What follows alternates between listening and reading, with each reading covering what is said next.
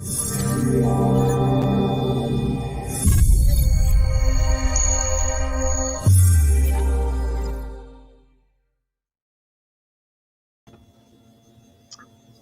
everyone. Nickolas, Wildstar, candidate for California governor. Hello. Hi, how are you? And thank you for being here with me for another community Q&A discussion where I take time out to listen to people like you, people from the community. Just sit down, hear your concerns and questions, and see what I would be able to do as a future governor, of course, to be able to address them. So I want to hold these as periodically as I can throughout the campaign trail to let you know that once I do become elected, you'll always have my ear. I'm pretty sure I'll be hearing from corporate lobbyists and other special interest groups, but there is no other voice that will ever be more important to me than yours, the people of the community. So with that being said, I want to hand it over to my friend Darryl Cotton, who is introducing me to a wonderful pioneer, from what I hear, of the medicinal marijuana movement out here in California. So, Darryl. Thank you, Nickolas. So nice to be back on the show. Appreciate it. And I really appreciate everything you're doing. Hi to TJ and everybody else listening in. Thanks for supporting us. Thanks for supporting Nickolas. Nickolas, of all the gubernatorial candidates, he's the only one that's come out and really wanted to talk to the cannabis community and help identify what it is we've been struggling under. And that's been Proposition 64, which was passed into law. It's the Adult Use of Marijuana Act in November of 2016. So we've been having a series of podcasts that bring in people that have bridged all the way back to the 70s and 80s, where we had medical cannabis become the law of the land in, 1996 under Prop 215. And going forward, now that we have a recall election and we're going to have a chance to replace Governor Newsom, who's done a horrible job. We've had to live through COVID and mass exoduses from business.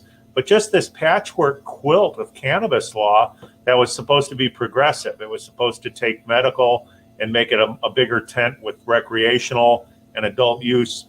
But the nature of the bill is to control, tax, and regulate, and it's lived up to all of those. It's been horrible.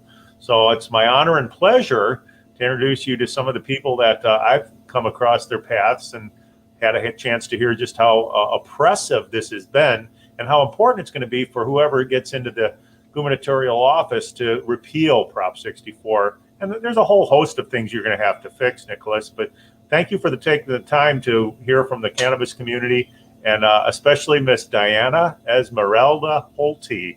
And she's out of Adelanto. Hi, Diana. How are you? Hi, Darryl. I'm doing as well as can be expected. Hi. Thank you so much for having me here. Oh, it's our pleasure. Let me just preface a little bit. Diana ran for city council in the city of Adelanto. Do I have that right? All right. Yes, I did. Yeah, so she's been part of the political process, very much holding them accountable there in the city of Adelanto. And the first Adelanto came to my attention was when the FBI raided the mayor's office. I believe his name was Kerr, back in 2018, and there was a corruption probe going on. And can you start with that a little bit, or wherever you like? Even tell us about your background and what you brings your activism to this. But ultimately, we'd like to find out what's your opinion on 64. Has it failed? What can we do to fix it? Do we have to replace it? And then what's happening in Adelanto that's happening across the state? You're just a microcosm of a systemic problem, aren't you? Yes, so there is a lot to unpack in all that Darryl just said. So I have run 2 campaigns in the city of Adelanto for city council. So I ran in 2018 in a special election where Richard Kerr was the mayor and Jermaine Wright was the city council person. And the city council person, Jermaine Wright, was arrested by the FBI and taken to jail. And so we had to do a special election, and that's the election I ran in. Before wow. Yes, so that's my political origin story, I guess you could say. So the corruption cannabis.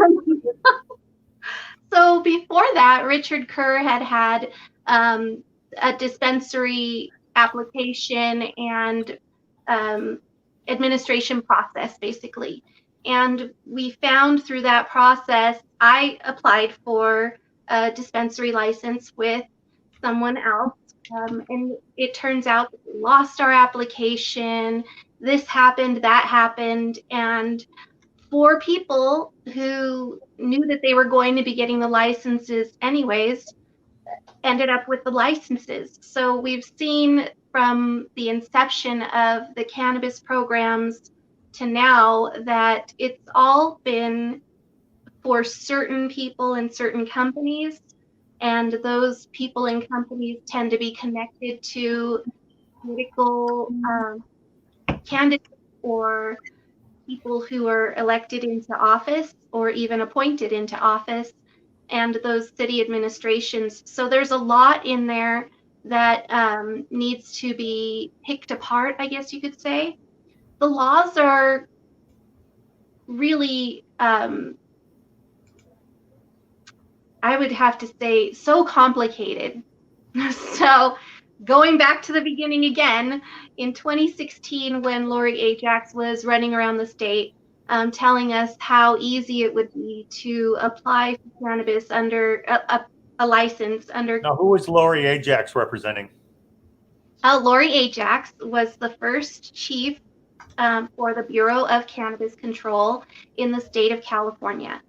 So when Prop 64 was being enacted, I guess you could say, after it was voted into law in 2016, Lori Ajax, the chief of the Bureau of Cannabis Control, went all over the state, and she came here to our high desert cities. We felt so humbled and honored to have someone come and talk to us about this, and she promised that it would be, 1 page, you wouldn't need a lawyer, social equity was going to be the big deal, making sure that the playing field was level for medical cannabis, and we weren't going to let these big bad corporate guys in, and so lies and deception. She was playing our song. Yeah. Right. And she was really playing on our heartstrings and the medical cannabis person who really just needs access to their medicine. What was your first indication that all was not what it appeared to be with the state? Well, September 2017, when I found out that, despite having a nonprofit, despite wanting to work with the city, despite being a social equity, applicant in my eyes, that it went to big cannabis companies, and then the cultivations in Adelanto and the licensing process just doesn't follow any type of administrative way of doing things, I guess you could say. No administrative structure whatsoever, and so it's just led to a lot of chaos. Well, how about the canopy cultivation limits that were initially set forth in 64 that were supposed to go for, 2 or 4 years? Within 6 months, they were getting unlimited canopy license, were they not? Right, they were, and they still are to this day. And in order to get around those canopy licensings, what they've done is given multiple licenses to individual companies. So, with this wonky system that we have, you can apply at the state level for 1 license. And then if you have a city that is so inclined, like the city of Adelanto, you can multiply those licenses ad nauseum to as many as you need or want. You can short plot your land.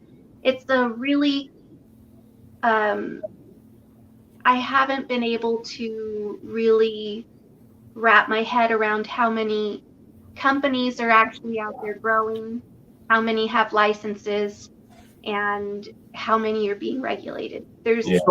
So let me put you in the mayor's seat for a minute, and I'm going to come to you, and I want to get a license in Adelanto. So I have to come to you and come bearing gifts, but I'm going to make a deal with you, and you're going to make that deal happen because you control the city council, the city attorney, the sheriffs, and everybody. So Planning is it commission. a question of money? Is it influence? What are we looking at? What makes deals get done in Adelanto, Diana?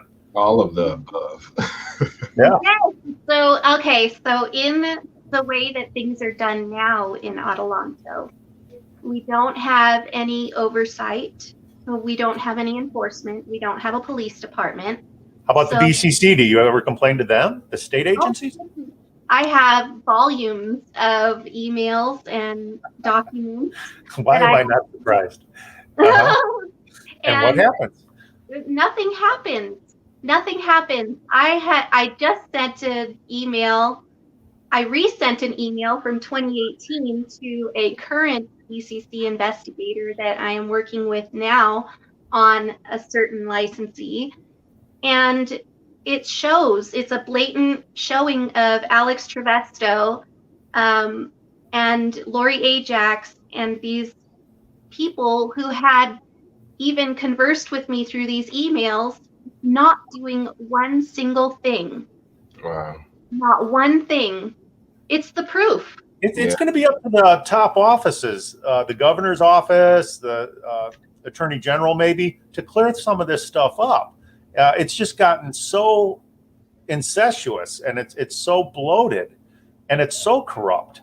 I don't know how you undo it without completely repealing it and going back to a collective cooperative model while this gets litigated. I mean, I'm saying there are some opportunities to bridge legislation that allows those that are licensed or those that are in the application process to keep going forward. But I mean, to continue to rake in all the money from multiple applicants for a single license. Adelanto's the same way, right? You have multiple applicants for a single license. What happens to all the people that applied and didn't get it? Do they get their money back? No, and that's another thing too. So when I applied for a dispensary license, I put $7,000 in. You know, it's $7,000, man. Ridiculous. Yeah. Non-refundable.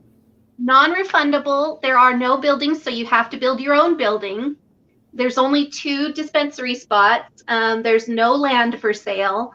It's a really weird process, you know, so it's really tied up, especially for these 2 licensees that are operating in the city of Adelanto. Is it limited at 2? No, we have a limit of 4, and there are 4 active licenses at the state level, but for some reason 2 of those buildings have not been built, and they're still active. Those licenses are active. So what happens is, in the city of Adelanto, you have the city manager who basically is the one who is issuing all of these licenses. So you have to get the city manager's ear. It's gotten to the point where most of these projects aren't even going through planning commission or city council at this point. It's just so blatant. And so when you bring that to the state's attention, they act like, what are you talking about? That doesn't make any sense. And they get all crazy, you know, and gnash their teeth, and it's just this disconnect that I see, you know. We have armed guards at these locations. They're supposedly growing hemp in some locations, but we don't know exactly what they're growing. Exactly. Yeah, one thing about it is, like you said, they kind of get embarrassed when you call them out on their failures, when it's like, hey, it's all about accountability. You're the one that's hired to be doing this job, and you're not doing it. So if anything, if I'm the employer, expect me to say something about it. But that's the problem right now, is the lack of accountability on the people's behalf to hold our state officials accountable, which is why it's even more imperative that we do have a governor in office that's going to be, you know, beholden to us, you know. Yeah, I've seen your videos, and I've seen some of them, and they remind me of some of the things that I've done here in City Hall. She did not do that. She did not rabble rouse. Yes, exactly. That's what we need. Have you seen any improvements since Rich K was mayor with the new administration? That's a No, good question. we are slowly swirling that toilet bowl. It's Really? been hard. What did the FBI do? The FBI has done nothing in terms of the things that are going on here. Supposedly, we have open investigations. The FPPC has an investigation open on our mayor right now. But Is the Brown Act being acknowledged? Are they doing everything out in the open? no, even to this council meeting tomorrow, we never see any of the documents that are being put forth in closed session. We don't know what happened in closed session. The lawyers are contract lawyers, and as far as I know, not one person in City Hall that is a contractor has taken an oath of office. You know, they're running our city departments, but they're not taking oaths of office. Right. You know, they're running as private businesses in our City Hall, which is supposed to be for us to be protected. Our peace and public welfare, that's our nexus. So do you think a civil lawsuit calling these people out for their actions? I mean, there are harmed parties. You sound like one, and I'm not a lawyer, but if I were considering taking this on from a civil perspective, it sounds like there's actionable charges based on what they've done while in office. Would I be right? Yes. So the first thing that I would suggest that any person do in this sense would be to create an administrative claim, and it's on the city's website, and you can just go there and fill out that form and send it in to the city clerk.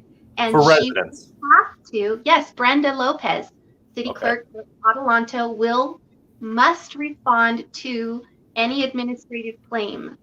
So I put one in a couple weeks ago about the mayor, and I believe it's coming up tomorrow night. But I don't know because we don't have as much transparency as we're supposed to. But I believe that my administrative claim is going to be coming up. So I believe that if any person in the city of Adelanto or any city in the state of California, you can file an administrative claim, which is like the first baby step to opening litigation or a lawsuit against your city. And every person, every resident has that right to create a claim that in the state of California, in the United States really, but in the state and also in Adelanto, we have those rights, even though they don't seem to be honored at this point. At some point, they will be honored. So we must stand in solidarity. Well, that's my question. Is there a group of people that have been harmed, like say those that have applied and been denied, while those that have preferential treatment with the city and the Development Services Department, those people have been consistently awarded one of the 4 licenses. You see the same people over and over. So that would open up a civil lawsuit where you would be able to, through discovery, find out just what was going on behind the scenes, which could eventually lead to criminal charges, regardless of what the FBI is doing. Another thing I want to ask is, pardon me, if I could add to that, you brought up about the costs, you know, and how it's $7,000 just to obtain this license. I'm sure there's some increases for starters. Yeah, I'm sure, exactly, and that's when to add to what you're saying about the special interest, the same group of people, you know, I'm pretty sure they're, you know, getting favoritism over everybody else. Right. Sure. You know what happened when I asked for my money back, even though it said, oh, you're not allowed to get the money back and this and that. I said, no way, man, it's in the charter, and charter supersedes your little ordinance here. So did you get it back? So I said, no, the charter says, and so the city manager did give me my money back. And thank you. But during that meeting, I felt like I lost a pound of flesh because at that point, I was at the podium explaining that I did not want my money back, and we were in an open meeting with the city council. I said, you know, I really don't want my money back. I want my license. I want to be able to do business in the city of Adelanto and the state and make my millions of dollars as I should be able to. You know, America is built on that. And from the back of the room, the cannabis people always sit in the back of the room watching the meetings. They don't even sit, they stand in the back. You have to walk through them as you walk out of city council. And yeah, it's pretty intimidating. Intimidate you. Yeah, Yes, exactly. it's intimidating. And so I'm Oh at yeah, the we know their tactics. right, and they screamed the B word at me. I want a refund. I want a refund. And I'm like, what? So, there is a lot of intimidation going on, especially if you're a female. And there is a lot of questionable activity that the city council is doing, and the planning commission. Our planning commission gets paid now. So that's a weird thing. And they never want to say no, not even to the businesses that just submit. Okay, so we had a company, a cultivation company, submit their plans for their cultivation to the city, to the planning commission.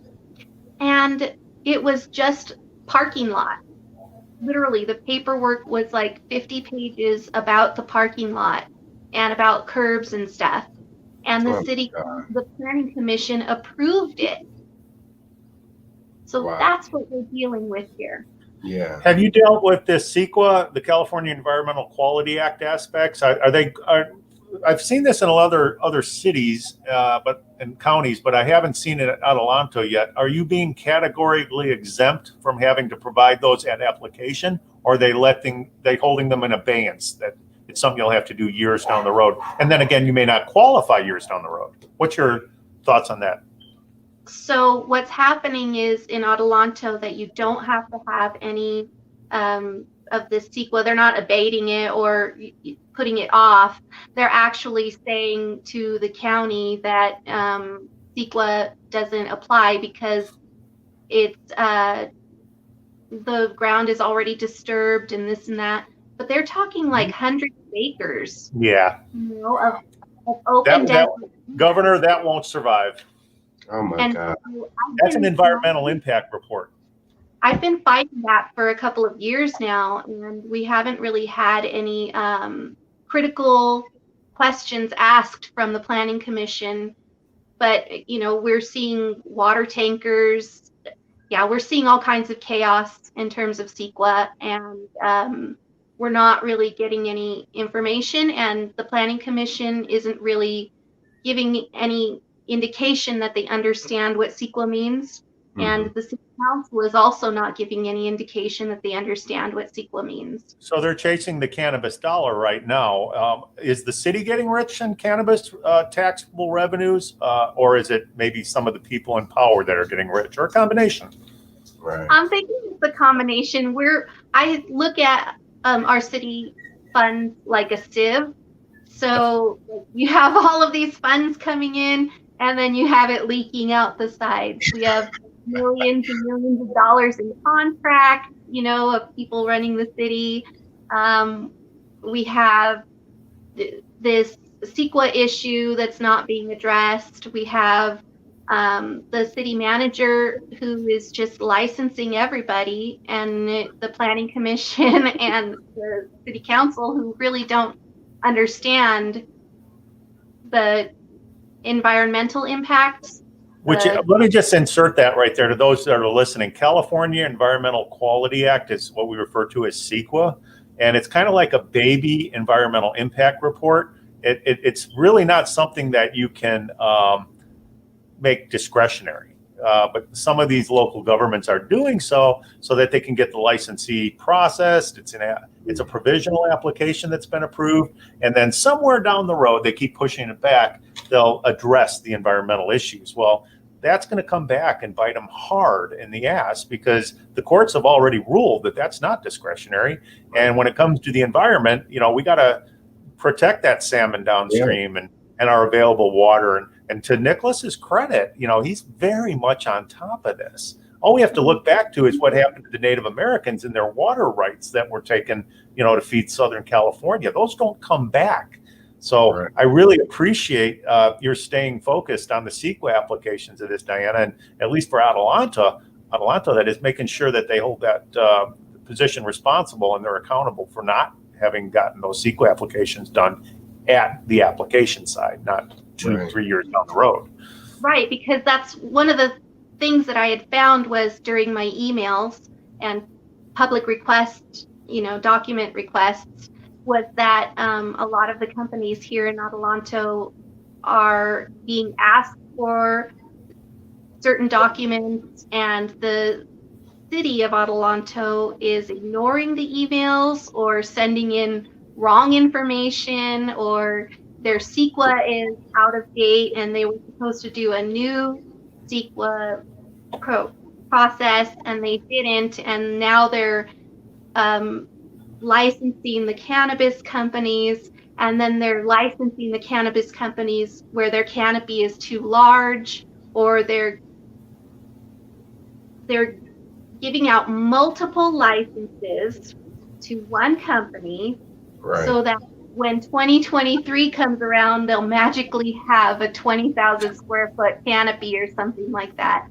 Wow. And these things, you have to think about that. Like, really, is that really what we're doing right now? Exactly. It is. You can see it coming down the road, and then that is crunch with our water. So there you go. That's the biggie. So water is finite. There's only so much of it, and you can keep issuing these licenses, but all of the licenses that I've seen are self-stated water consumption demands.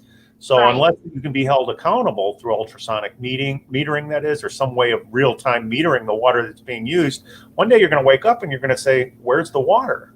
Shasta's empty, Oroville's empty. We're not getting Hoover. So where do we actually look at the issues currently? When we're talking Hoover, we're talking hydroelectric. Our electric rates are going to go up. We're going to have brownouts, and that's right around the corner. Nickolas can't get in office fast enough to help address some of these things. We had Enron. Remember when Gray Davis was pulled from office? A large result of that was because of Enron and the sweetheart deals he did with the utility companies. The history will repeat itself, and we're seeing it to some degree in cannabis law and regulation. But the state has not been your ally. Am I right? No, the state has not been our ally whatsoever. And also, I have to say that we do have a new 1,100 acre solar farm that is going to be built out here in Adelanto. 1,100 acres of our sensitive desert land, because of the fact that cannabis, once it's fully envisioned as the city wants it to be, I guess, will take 4 times the energy that we have right now. And we don't know, they won't address how much water that's going to take. Right. And so to me personally, we're already in a crunch here. We pay 115% over the rest of the state in terms of utilities. So at some point we have to say, what is the breaking point for our community? Exactly. We're already economically depressed. Right. We have no jobs or anything, and then you bring in a high utility sucking thing like indoor cannabis. It's just not sustainable here in Adelanto, and it hurts and harms the resident, the person who is voting, more so than it hurts these companies. And we have to think, like, is it really worth that? When are we going to get people who will administrate and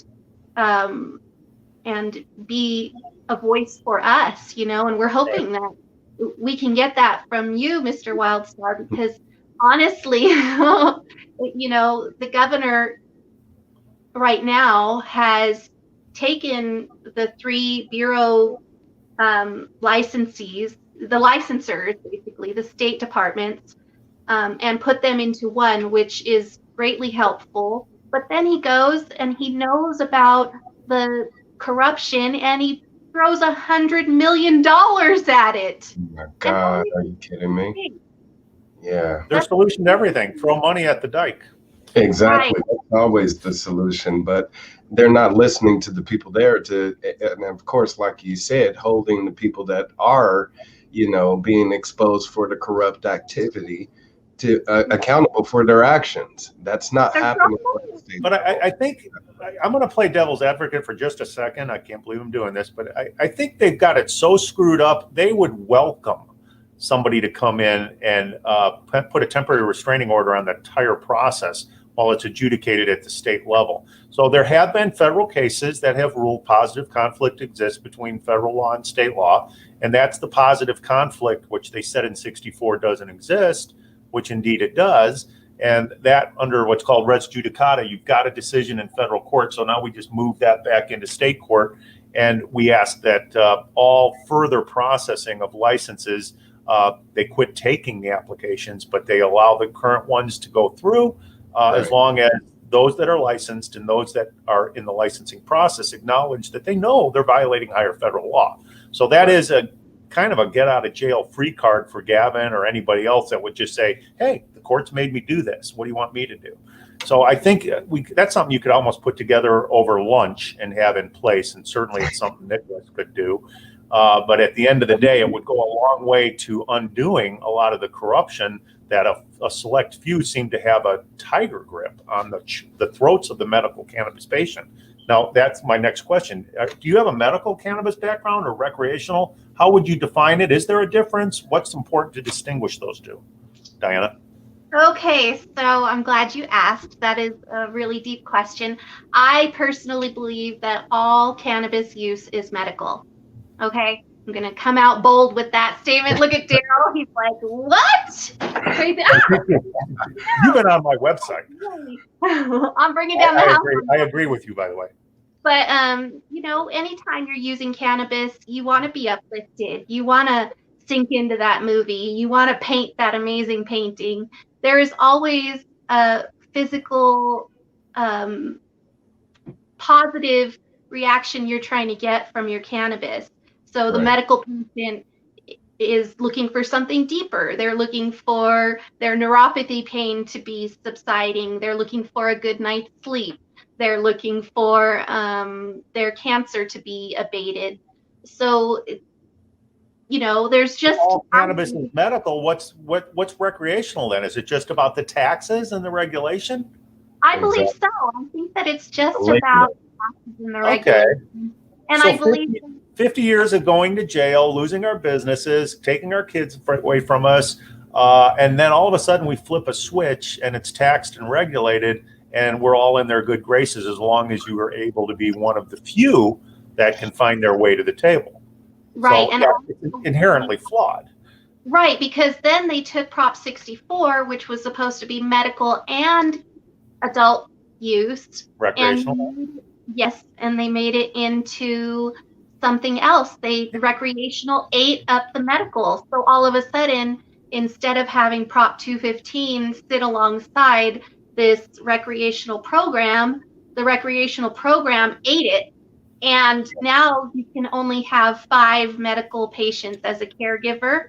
You can only supply for 5 people. You can't have more than 6 plants though still. No. But you, as a caregiver for 5 people, you would still have to pay your taxes and everything. So they've really messed up medical cannabis and made it harder to obtain for the person and for most people. So you end up with a really big black market. And I don't even want to call it a black market. I think it's a legacy market because we're out here, still promoting legacy cannabis, medical cannabis instead of what it has become. No, I think you would agree those legacy growers that are, stealing water, power, throwing nutrients all over our landscape and ended up down in heavy metals in our aquifers and so on, those pirate grows, those are a blight to the industry, to our community, to the environment. And we should do something about that. But as far as a big tent goes, there's a lot of people, like I just up and saw Sandra Lepp, Eddie Lepp's wife, and they can't grow enough cannabis to treat Eddie's cancer. So at some point, we have to understand we screwed up with 64. Maybe 215 had room for improvement. Some would argue it didn't. It was fine as is in its simplicity. But a lot of politicians saw any cannabis law and regulation as the third rail. And then they jump on 64 and all of a sudden they're going to give you pesticide limits and toxicity limits that didn't exist when you were a medical cannabis patient. But now that it's recreational, you have to have all these things.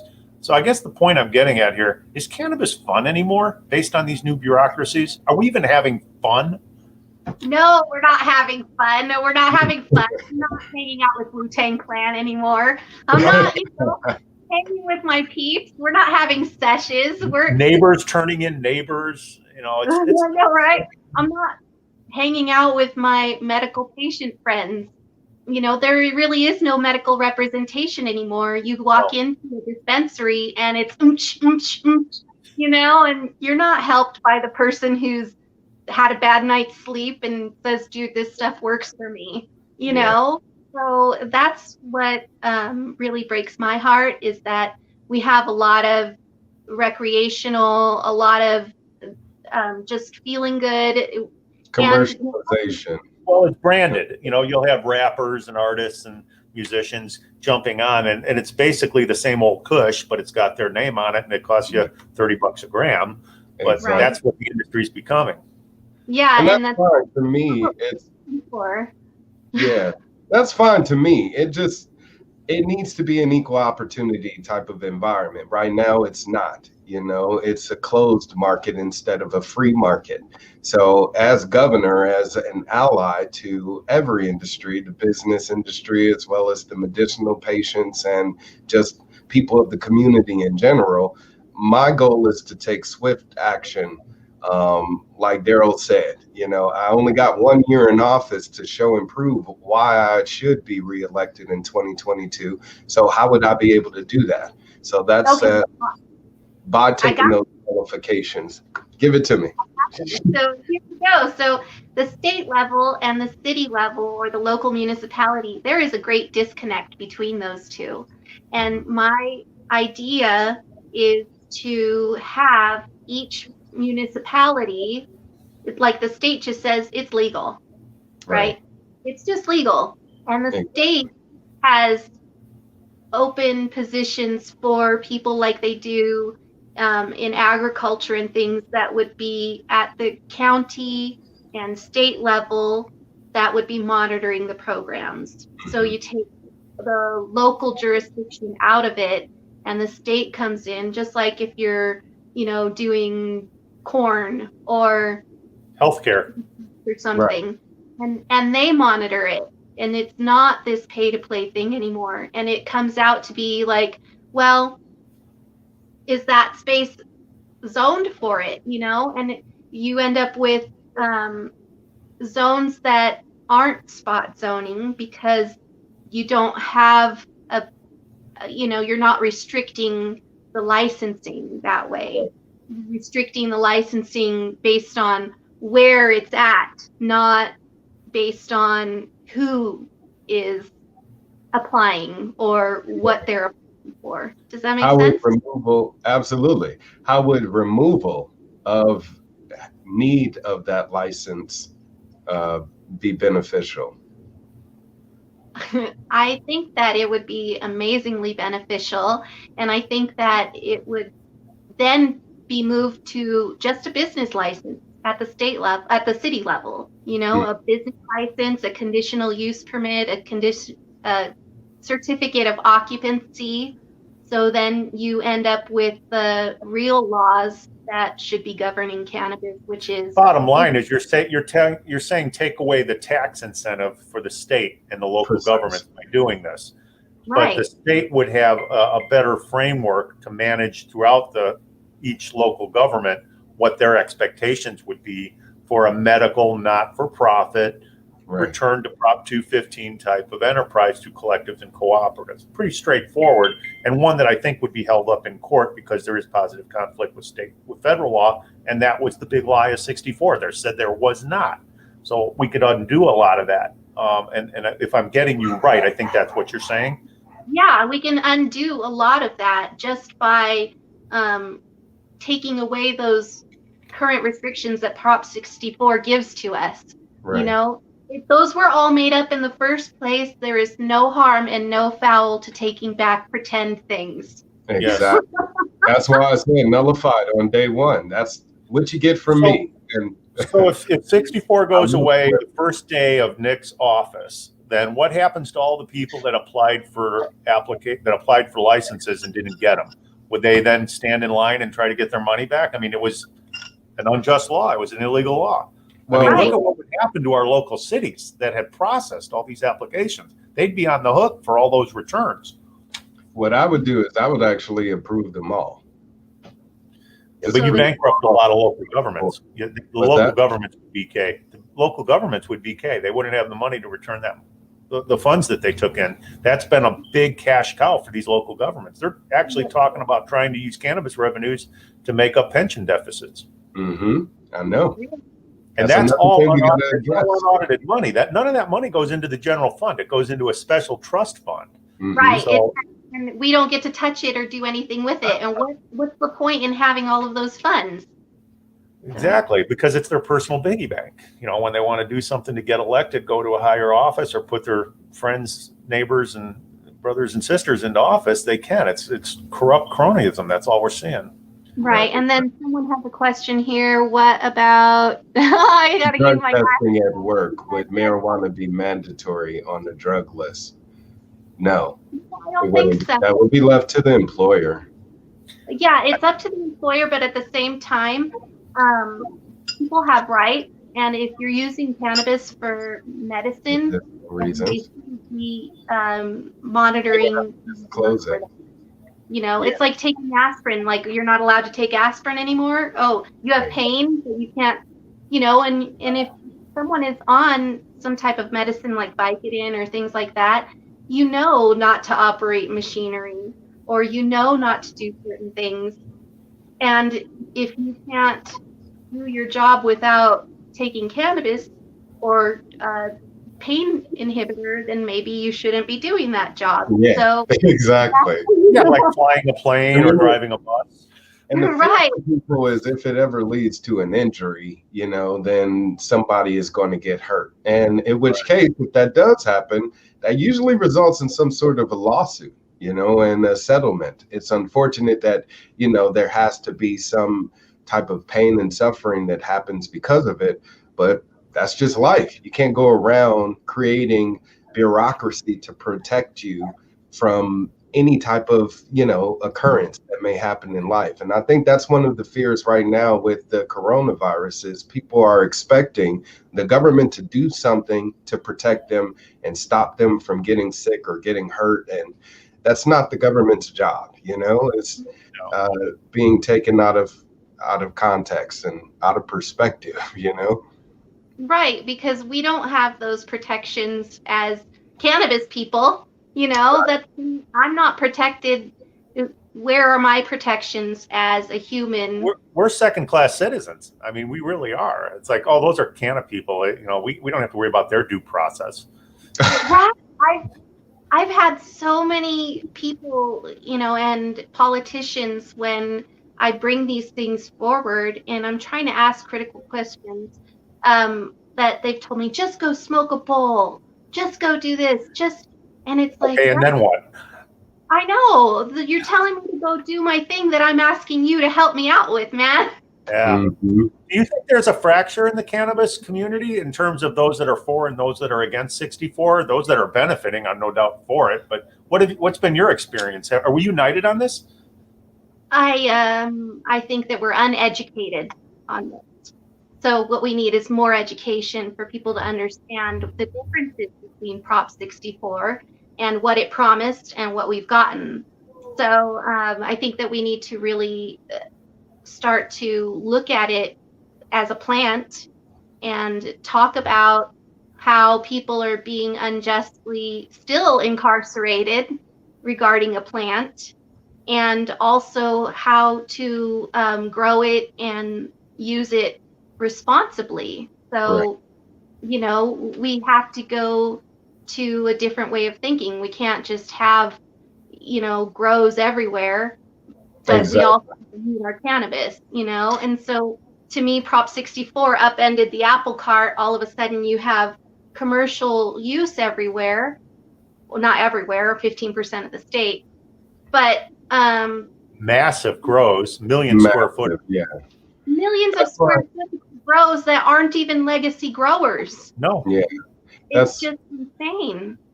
That's why I think ideas like what, you know, Cotton is offering with 151 Farms. And what I want to do with community gardening could help provide that opportunity. Oh, geez, slapping things. Provide that opportunity to people in the community, where they can learn and get that hands-on experience at no cost. And if anything, they're providing more of a free labor to the community, and they're learning a life skill, and providing an asset as well to the community, because now you're cultivating a product that can now be sold and, provided to those in need. Right. How can we help you, Nick? I mean, is cannabis law and regulation even being discussed in any of the mainstream media debates? Is that even brought up? Believe it or not, they've used the canna community, so they have all they needed from those that helped them get into power to where they are now. Gavin Newsom, of course, and Kamala Harris being authors, of Prop 64 and proponents of it, and now having position on the federal level. Yep. They have all they need. And they've done it to the canna community. They've done it to the Black community. They've done it to the LGBTQ community. They'll exploit every community that they can, so they can get that foot ahead and, have that leverage to continue to have that monopolization over our community, over our power. Cross party lines? Does this cross party lines? Oh, definitely, especially with me running as a Republican. I mean, oh my God. Yes, exactly. Well, he's tried libertarian, green. I mean, you know what? Well, Nickolas, I don't think you can really define him by a party title. No, that doesn't define people over party candidate. And that's the thing, is we got to start looking at these political parties as more so just being vehicles for us to get that change that we want. Because they're public positions, but right now they're being occupied by corporatists, by autocrats, by elitists, by oligarchs, by people who could give a damn about us, the people that they claim to want to help. So we got to stop believing in their lies and start investing into each other, and that's why I said, as a candidate, I always want it to be known that this is how I want people to be able to relate to me, is direct, forward, and open, transparent. So I plan on opening my office as governor one, day a month, or whatever the case may be, to people of the public. Come sit down, chat, and I'll hear you out, of course. But I'll always have a means for you to reach out to me, communicate with my office. And, if I were to get elected, of course, we'll be acting on that information. So right now, I'm just looking for some more support from the people out there. Head over to my website, Wildstar2022.com. I'm about to launch a money bomb for 4th of July to help me reach $5,000. So if you could contribute whatever you can to help me reach that goal, so I can make sure I have all of the filing fees to get on the ballot and challenge the establishment. That's really all it takes. It's just me being on that ballot and giving people an opportunity to vote for a true representative of we the people. Here. Well, I'm glad I met you, and we found out that we had so many things in common. I'm confident there's a number of us that are in the band members Facebook group that, based on the fact that we've been kind of combined together in that group, because we get in the way of mainstream social media, and they try to put a cap on us. They try to keep us quiet and not to argue about against the status quo when it comes to cannabis licensing. But being a medical cannabis patient, this is important. And I hate when the powers that be just pat you on the head and say it's because it's cannabis, just go away. Some of us are in federal court fighting this as antitrust law, civil rights violations, and so on. And that's what spins off from this. So don't take it lightly, because it's going to come back and bite you in the ass. And my guess is Adelanto is fertile ground for that, based on what I've been hearing going on over the years. Yes, and we really need to support Mr. Wildstar here, because honestly, we are, I woke up that day that Governor Newsom gave $100 million out, and Adelanto was one of the cities, and I cried. I literally cried. This cannot be happening to the people of the state of California, and we need someone who is going to really stand up for us. And I believe it's Mr. Wildstar. Thank you I so do much. too. So much. And you're right, with that money that is being spent, I'm crying about it too, because as a taxpayer I'm like, hey, that's my money being given And away. it's not fixing anything. You still have homelessness, you have Exactly. joblessness, you have people I'm still leaving. being suspected as a resident. Yes. Yeah. Well, it's a subsidization of the industry when really it should be left to sustain itself. And if government wasn't involved, that would be the case. Right And now, it's cool. what's that? Well, there's a lot of communities that are upset. They are not happy with million square foot greenhouse cannabis projects. No, and cannabis is quite capable of supporting itself. The state did not need to get in there and stick its fingers in the pie. It's just insane how this has happened, So There's Heidi. Go Hey, Wild. Heidi. We have a growing number of supporters coming to Nickolas. Nickolas, can you tell us a little bit about your campaign? What's been going on since you and I met? And are you finding that your name's getting out there, that you're getting a groundswell of support? Oh, yes. The buzz is definitely growing on a community level. I'm a grassroots candidate, so I'm going to be getting the majority of my support from the underground. The mainstream is going to select their candidates that they want the people to choose from, opposed to we, the people, choosing the candidates that we want to represent us. So that's where I'm making the biggest connections ever since I made my appearance at Cotton's 151 Farms. I've kind of been hitting the pavement and running. So just this past weekend, I was at the Fresno Gun Show. How'd that go?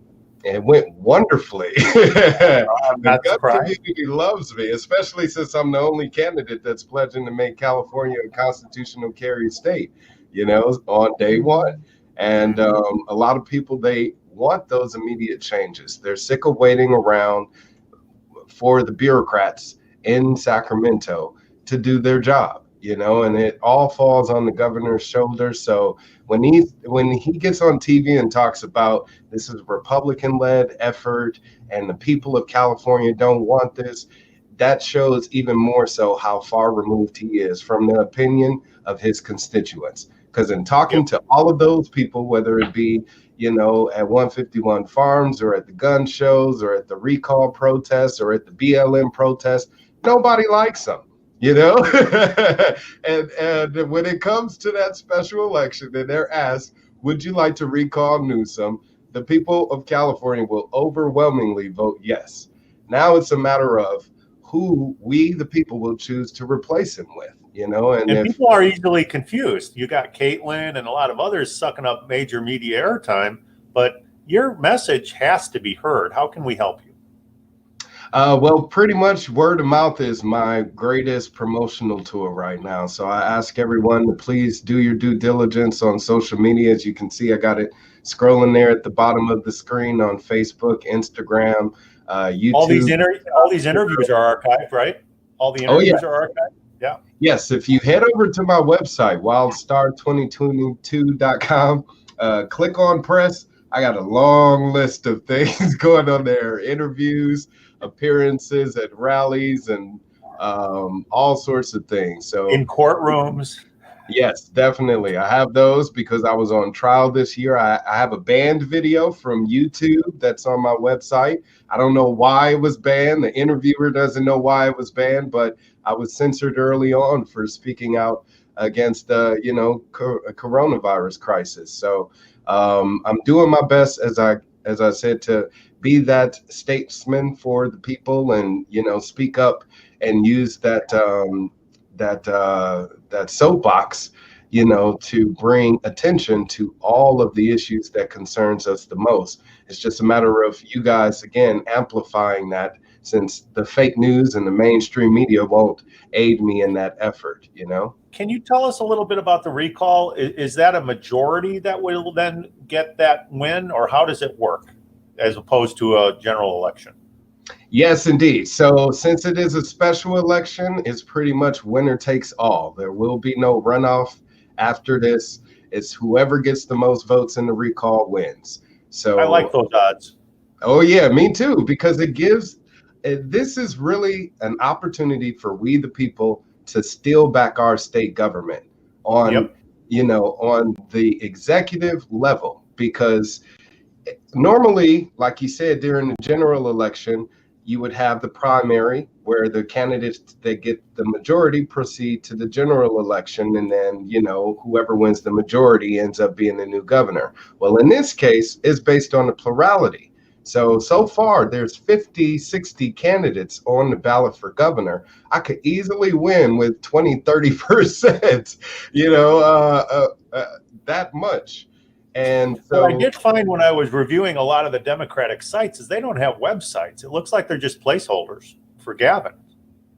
yes, I mean, you do have a lot of candidates that are running vanity campaigns, it's just to promote their brand or merchandising or, their celebrity or whatever the case may They're be. not serious.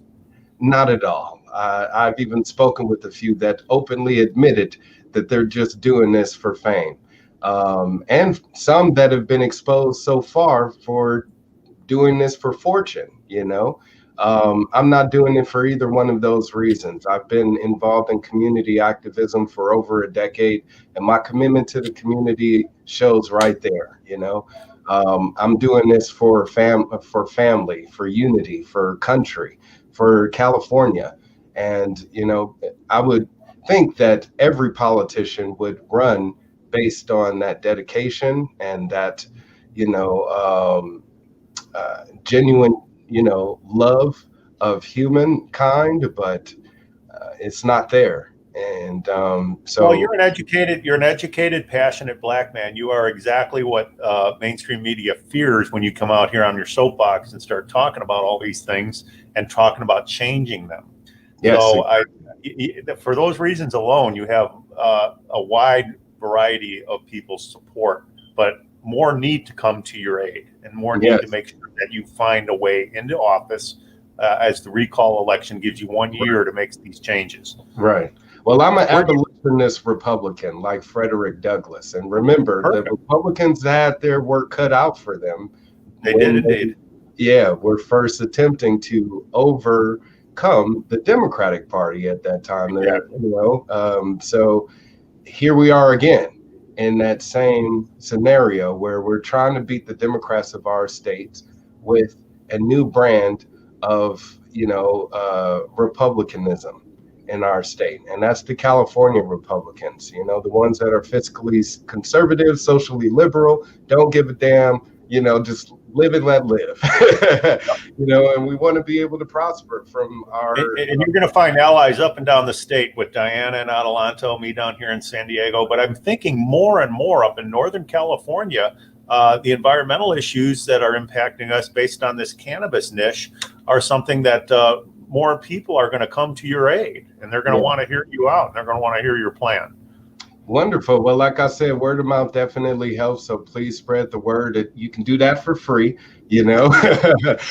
So endorsements help as well. That helps further the validation of my campaign and adds credibility to what I'm offering as a candidate. So, and if you got money, please put it where your mouth is, because every little bit helps me. Like I said, just meet that $5,000 filing fee. Once I got that, then I'm really giving them a run for their money, and they're really going to be running scared, because I do everything as I can as a candidate to make sure I make headlines, and I will continue to do so. All I need now is the amount of funding behind me to help fuel that, for propulsion. And we'll get to the exposure too. I know Diana and I, we've all had our opportunities to reach out to media and make sure that they understand when there's something important they have to hone in on, they need to do so. And you're an important part of that message. We were lied to in November of 2016, and somebody has to pay for that. Okay. The current someone is in office. You're expecting to displace him. The other one's our vice president. And if the MORE Act comes through, this will become national fucking policy. 100x. Yeah. So it'll be literally, national Nickolas, you are the brakes on policy. that. Yeah, he's the We brakes. got to stop it. We got to stop it. And we can make a stand for it here in California. If we nullify Prop 64, then that's making the statement to the rest of the country that it doesn't work.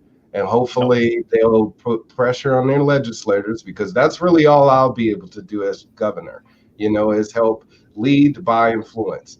And if I lead by example by saying the state of California will no longer implement Prop 64, put pressure on your state legislators like we will do here in our state to not support the MORE Act, then hopefully we won't have that pushed through on the federal level. But they're already trying to ban menthol cigarettes and do so much, and we really do need somebody that's going to make a stand against this federal administration, this one and the next one to come, and whoever else that wants to be authoritarians over our lives.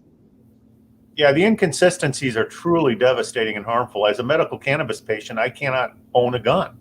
I can't get a federal gun permit. So they target us for medical reasons, when then all of a sudden recreational is okay. And the very federal agencies, DEA, ATF, they're not going after the licensed cannabis businesses because they're in compliance with state law. That's violating higher federal law. I mean, what are we living in here? Some kind of abstract universe? Yeah, and the point to that being that, it's not even that it's legal, because they're not enforcing and they don't have any oversight. So they're just they're pretending, they're just saying the words it's legal and then leaving it at that, and not actually following through with their responsibilities. Precisely. And so, when we had medical cannabis, we knew who grew our cannabis. I knew the farms my cannabis came from. I wasn't out there smoking things with Parquat or Eagle 20 or whatever. You could tell when those cannabis plants were sprayed with those things. You know what cannabis looks like. And now it's so far removed from what it should be, and what, you can look at an apple and know that it's rotten. You should be able to look at your cannabis and know that has mold, that has been sprayed with something, that smells bad, but now they've taken all of those ways away from us. So it's just become more of a separation, and I think it's more harmful to the residents. And you said it earlier, we have to educate the consumer, the voter. We have to take some time to understand what these initiatives are, because the devil's in the details. They can come back and really, really hurt you. They can chip away at the tree of liberty, and then we'll wake up one day and it'll be gone. Yeah, just like we don't have a police department to enforce our charter. Literally. I didn't know that. Nobody's enforcing the cannabis. Oh my God. Oh my. Yeah, see, things are out of control. Are you up for this, Nickolas? Oh yeah, absolutely. I know you are. That's my I'm guy. looking forward to it. Well, I hope you two stay in touch. I mean, we see the finish line, but we've got to push all the way till we get there. Thank you so much for having me. I appreciate both of you. Thank you for your actions and for coming forward for us. I appreciate you, Mr. Wildstar. Ditto. My pleasure indeed. Thank you, Sister Diana and Brother Darryl, for being here and talking to me. We definitely got to keep in touch, Diana, because I'm pretty sure I can learn more from you. Yes, much love to the both of you. But just know everything that I said here is honest and true. I mean, I let people know all of the time. If you don't hold me accountable first, my wife will before anyone else. And that's your baby. Yes, exactly. And my baby, absolutely. But know that I will definitely honor my word as a candidate and stand true to my oath, my constitutional oath as an elected official. So hopefully I'll be able to appoint you for something, because the governor can't do that. And maybe it's to hold those people in Adelanto in line, But so who have we got next as guests? I know you've had Heidi and Sandra. You've had Wayne Justman. Who's next? I think you got Wolf Siegel scheduled. Yes, we'll be speaking Saturday, Wolf Siegel and I. So, And I hope we can get Pebbles Trippett. You know, some of these are the OGs. So it's really important to have these people bridge what was then to what is now to what will be, yes. and lay out the blueprint for what we need to do to get there. Yeah, for sure. I mean, continue to introduce me to as many people as possible. Like I said, I appreciate the opportunity to network as many people because I'm not going to stop. If I don't win in 2022 or in 2021 in this special election, I will be running next year in 2022. So let's just keep that momentum going. Well, let's just keep inching that number up. You're on Ballotpedia, and I'm not that I rely heavily on ballots, but I want to see that inching up every single week until we can get you there. I don't know what you're talking about, but I want to find out. Oh yeah, go to Ballotpedia and look your name up. Polling, you know, there's always somebody pulling the strings, but if Ballotpedia is doing it, and I'm showing somewhat of a numbers, that's a good sign. You're tracking north. All right, good to know. Let's keep that going. Don't forget, let's put a link to where people can donate in the feed. Yes, absolutely. All right, we'll see you on band members too. I always like when you contribute there. God bless. All right, guys. Thank you very much. Take care. Thank you. Bye-bye.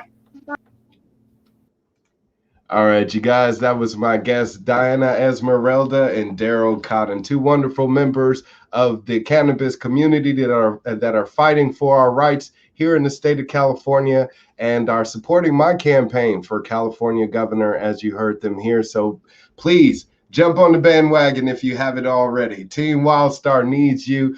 Go wild with Wildstar. Head over to my website, wildstar2022.com. I just bought signs, you guys.